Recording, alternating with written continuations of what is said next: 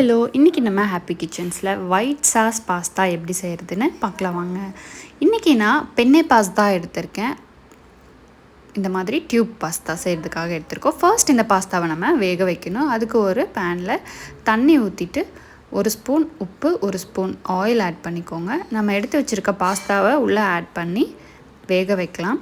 ஒரு 15 மினிட்ஸ் மாதிரி இது வேகணும். கீழே அடி பிடிச்சிடாமல் லைட்டாக கலந்து விட்டுட்டே இருங்க. ஸோ பாஸ்தா வெந்துருச்சா இல்லையான்னு டவுட் இருந்துச்சுன்னா லைட்டாக ஒரு ஸ்பூன் வச்சு 1 or 2 பாஸ்தாஸ் நம்ம எடுத்து சாப்பிட்டு பார்த்து ஃபைன் பண்ணிக்கலாம். ப்ரெஸ் பண்ணும்போதே நமக்கு தெரியும். அவ்வளோதான், இது வெந்துடுச்சு. இதை எடுத்து வச்சிடலாம். அடுத்து ஒரு பேன் ஹீட் பண்ணிவிட்டு 50 கிராம் பட்டர் ஆட் பண்ணியிருக்கேன். அன்சால்டட் பட்டர் ஆட் பண்ணிக்கோங்க. இது உருகினதுக்கு அப்புறமா 3 டேபிள் ஸ்பூன் கார்ன்ஃப்ளவர் ஆட் பண்ணிக்கலாம். இது கொஞ்சம் கெட்டியாக பண்ண போகிறேன் நான் இன்றைக்கி ஒயிட் சாஸ். உங்களுக்கு கொஞ்சம் கன்சிஸ்டன்சி தண்ணி மாதிரி வேணும் அப்படின்னா 2 ஸ்பூன் கார்ன்ஃப்ளவர் ஆட் பண்ணால் போதும். அடுத்து கொஞ்சமாக சீஸ் ஆட் பண்ணியிருக்கேன். அப்படியே உள்ளே துருவி விட்டுடலாம். 2 ஸ்பூன் சீஸ் ஆட் பண்ணிக்கோங்க. இதை நல்லா மிக்ஸ்அப் ஆனதுக்கப்புறமா 1/2 லிட்டர் பால் ஆட் பண்ணிக்கலாம். 1/2 லிட்டருக்கும் கொஞ்சம் ஜாஸ்தியாக இருக்கும். 3/4 லிட்டர் மாதிரி பால் ஆட் பண்ணிக்கோங்க.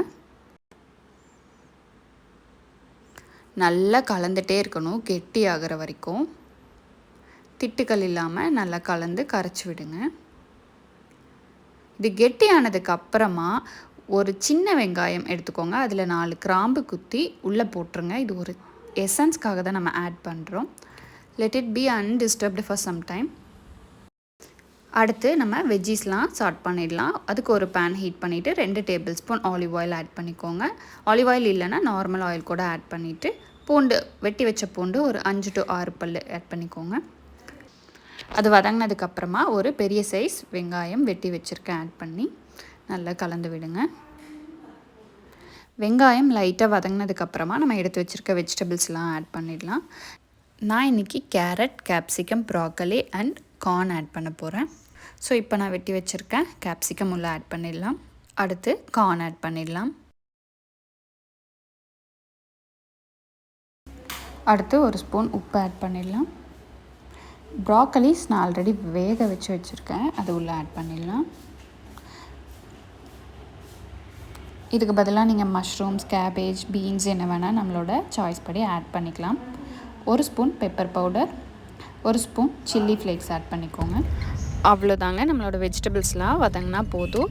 நம்ம white sauce pasta is nothing but ஒரு white sauce and pasta and some veggies, இது 3யும் தனித்தனியாக நம்ம வேக வச்சு ரெடி பண்ணி மிக்ஸ் பண்ண போகிறோம். அவ்வளோதான். அடுத்து ஒரு பேன் எடுத்துகிட்டு அது லைட்டாக ஹீட் ஆனதுக்கப்புறமா இப்போ நம்ம குக் பண்ணி வச்சுருக்க வெஜ்ஜீஸ் ப்ளஸ் நம்ம வேக வச்சுருக்க நம்மளோட பாஸ்தா ப்ளஸ் நம்மளோட ஒயிட் சாஸ், இந்த 3யும் ப்ராப்பராக மிக்ஸ் பண்ணி எடுத்தோன்னா நம்மளோட சூப்பரான ஒயிட் சாஸ் பாஸ்தா ரெடி. நான் ஆல்ரெடி சொன்ன மாதிரி நான் ஒயிட் சாஸ் இன்றைக்கி கொஞ்சம் க்ரீமியான கன்சிஸ்டன்சியில் ரெடி பண்ணியிருக்கேன். உங்களுக்கு இன்னும் கொஞ்சம் சூப்பியாக வேணும் அப்படின்னா நீங்கள் கொஞ்சம் மில்க் எக்ஸ்ட்ராவாக ஆட் பண்ணிவிட்டு கார்ன்ஃப்ளவர் 1 ஸ்பூன் கம்மியாக ஆட் பண்ணிக்கோங்க.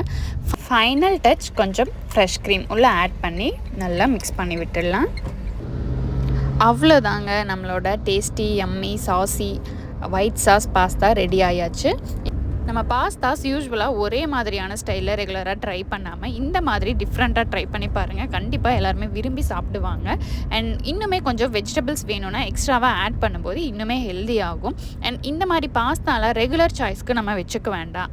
அக்கேஷ்னலாக மட்டும் நம்ம பேபிஸ்க்கெலாம் கொடுக்கலாம். பேபிஸ்க்கு கொடுக்கறதுக்காகவே இன்னுமே ஹெல்தியான அண்ட் ஆல்சோ டேஸ்டியான நிறைய டிஷ்ஷஸ் நான் என்னோடய சேனலில் அப்லோட் பண்ணியிருக்கேன். கண்டிப்பாக அதையும் பாருங்கள், ரொம்பவே யூஸ்ஃபுல்லாக இருக்கும்.